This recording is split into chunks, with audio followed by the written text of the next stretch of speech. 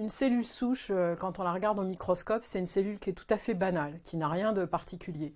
En fait, son caractère souche, il vient de deux propriétés particulières. La première, c'est sa capacité à s'auto-renouveler, c'est-à-dire en fait, chaque cellule souche peut se diviser en deux cellules filles qui sont elles-mêmes des cellules souches, donc qui sont identiques à leur mère.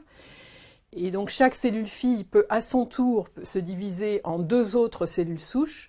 Donc on a ainsi de deux en deux une population cellulaire qui est capable de se renouveler et de s'amplifier sur plusieurs années et même plusieurs dizaines d'années.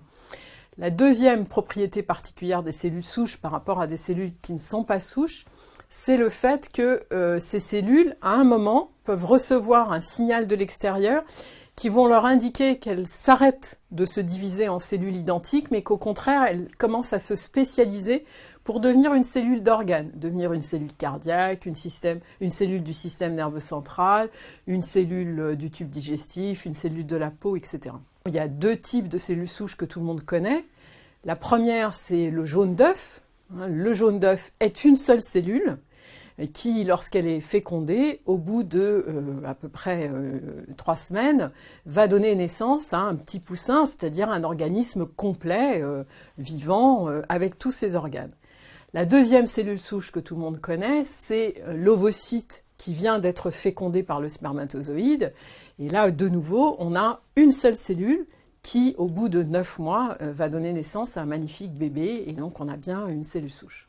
Depuis une quarantaine d'années, on sait maintenant qu'il existe d'autres types de cellules souches dans l'organisme. Et les premières à avoir été étudiées, ce sont les cellules souches de la moelle osseuse. Ces cellules souches, ce sont celles qui permettent le renouvellement du sang. En particulier, nos globules rouges sont complètement renouvelés toutes les 3 semaines grâce à ces cellules souches de la moelle osseuse, mais aussi une partie de nos globules blancs et de nos plaquettes. Et ces cellules souches sont déjà utilisées en médecine de façon courante dans certaines maladies, en particulier dans certains cancers du sang. Et puis, de façon plus récente, à peu près une dizaine d'années, on s'est aperçu qu'il y avait en fait des cellules souches dans tous les organes. Il y en a dans le cœur, il y en a dans le foie, il y en a dans le cerveau, il y en a bien sûr dans la peau qui participe au renouvellement des poils, mais aussi à la cicatrisation. Et donc chaque organe contient des cellules souches qui sont quand même des cellules spécialisées d'organes, c'est-à-dire qu'elles sont capables de renouveler les cellules de l'organe dans lequel elles sont, mais elles ne sont pas capables d'être utilisées pour renouveler un autre organe que celui dans lequel elles sont. Ce qui est intéressant aussi pour ces cellules souches dites adultes, donc qui sont présentes chez l'adulte, c'est qu'on les retrouve en fait tout au long de la vie.